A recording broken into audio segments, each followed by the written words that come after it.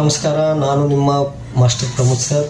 ಇವತ್ತಿನ ಒಂದು ಒಳ್ಳೆಯ ವಿಚಾರ ಏನಂದ್ರೆ, ಜೀವನದಲ್ಲಿ ಯಾವುದಾದ್ರೂ ವ್ಯಕ್ತಿ ಆ ಸಂಬಂಧ ಯಾವುದೇ ಇರುವತಕ್ಕ ಅವ್ರು ನಿಮ್ಮನ್ನು ಬಿಟ್ಟು ಹೋದ್ರಂದ್ರೆ, ನೀವು ಬ್ಯಾಡ ಅಂತೇಳಿ ನಿಮ್ಮ ತ್ಯಜಿಸಿ ಹೋದ್ರು ಅಥವಾ ನಿಮ್ಮ ಸಂಬಂಧವನ್ನು ಕಟ್ ಮಾಡಿದ್ರಂದ್ರೆ, ಅವ್ರ ಬಗ್ಗೆ ಊಟ ಬಿಡೋದಾಗಲಿ, ನೀರು ಬಿಡೋದಾಗಲಿ, ಅಥವಾ ಕೆಲಸ ಮಾಡೋದು ಬಿಡೋದಾಗಲಿ, ಅಥವಾ ನಗೋದು ಬಿಡೋದಾಗಲಿ, ಅವರ ನೆನಪಿನಲ್ಲಿ ಅಳೋದಾಗಲಿ ಮಾಡಬೇಡ್ರಿ.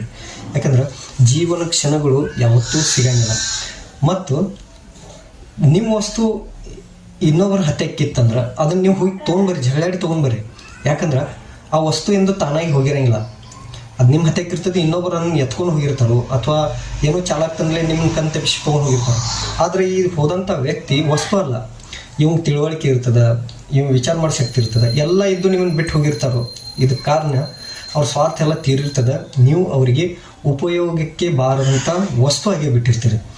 ಅದಕ್ಕಾಗಿ ಅಂಥ ವ್ಯಕ್ತಿಗಳ ನೆನಪಲ್ಲಿ ನೀವು ಕೊರಗುವುದು ಅಥವಾ ನಿಮ್ಮ ವೈಯಕ್ತಿಕ ಕಾಳಜಿ ತೊಗೊಳಂಗಿಲ್ಲ, ಅಥವಾ ನಿಮ್ಮ ಮುಂದಿನ ಫ್ಯೂಚರ್ ಬಗ್ಗೆ ನೀವು ವಿಚಾರ ಮಾಡಿಲ್ಲ ಅಂದ್ರೆ ನಿಮ್ಮ ಜೀವನ ಹಾಳಾಗ್ತದೆ. ಆ ವ್ಯಕ್ತಿ ಅಂತೂ ಆರಾಮಿರ್ತಾನೆ. ಆ ವ್ಯಕ್ತಿ ಬಿಟ್ಟು ಹೋಗಿತಾನಂದ್ರೆ ನಿಮ್ಮ ಜೊತೆ ಅವನದೇನು ಸ್ವಾರ್ಥ ಇತ್ತಲ್ಲ, ಅದೆಲ್ಲ ಸ್ವಾರ್ಥ ಒಂದು ತೀರೈತಿ. ಈಗ ಅವನ ಸ್ವಾರ್ಥ ಮತ್ತು ಬೇರೆ ವ್ಯಕ್ತಿ ಜೊತೆ ಅವನು ತನ್ನ ಆಸೆ ಆಕಾಂಕ್ಷೆಗಳನ್ನು ಅಥವಾ ತನ್ನ ಅಗತ್ಯಗಳನ್ನು, ಗೌಟಿ ಮಾತನ್ನ ಹೇಳ್ಬೇಕಂದ್ರೆ ಅವನ ಅಗತ್ಯಗಳನ್ನ ಅಲ್ಲಿ ತೀರಿಸ್ಕೊಳ್ಳೋಣ. ನಾವು ನಿಮ್ಮ ತಲೆ ಅವನದೇನೋ ಆಟ ನಡೆಯುವತ್ತ, ಅದಕ್ಕೆ ಅವ್ನು ಬಿಟ್ಟು ಹೋಗಿರ್ತಾನೆ. ಅದಕ್ಕಾಗಿ ಅಂಥ ಸ್ವಾರ್ಥಿಗಳ ವ್ಯಕ್ತಿಗಳ ಬಗ್ಗೆ ಅದ್ಯಾರೇ ಇರಲಿ, ಹೆಣ್ಣಾಗಲಿ ಗಂಡಾಗಲಿ, ಅವ್ರ ಬಗ್ಗೆ ಯೋಚನೆ ಮಾಡ್ಕೊತ ತನ್ನ ಜೀವನ ಹಾಳು ಮಾಡ್ಕೊಬೇಡ್ರಿ.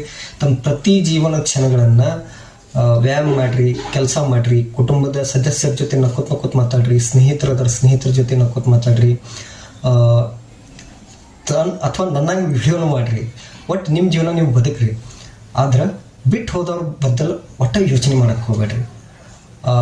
ಒಂದು ವೇಳೆ ಅವರಿಗೆ ನಿಮ್ಮ ಒಳ್ಳೆಯ ಏನು ಮಾನವೀಯ ಗುಣಗಳು ಅಥವಾ ನೀವು ಮಾಡಿದಂಥ ಸಹಾಯಗಳು ಅಥವಾ ನೀವು ತೋರಿಸಿದಂಥ ಕರುಣೆ, ಪ್ರೀತಿ, ಒಂದು ಮಮತೆ ಅವರಿಗೆ ಅದರ ಅರಿವಿತ್ತು, ಅವರು ಹೊಟ್ಟಿಗೆ ಅನ್ನ ತಿಂತಿದ್ರಂದ್ರೆ, ಅವರು ಮನುಷ್ಯರಿದ್ರಂದ್ರೆ, ಅವ್ರಿಗೆ ಯಾವಾಗ ಒಂದು ಕಣ್ಣೀರು ಬರ್ತಿತ್ತಂದ್ರೆ ಖಂಡಿತವಾಗ್ಲೂ ಅವರ ನಿಮ್ಮ ನೆನೆಸ್ಕೊತ ಬಂದೇ ಬರ್ತಾರು.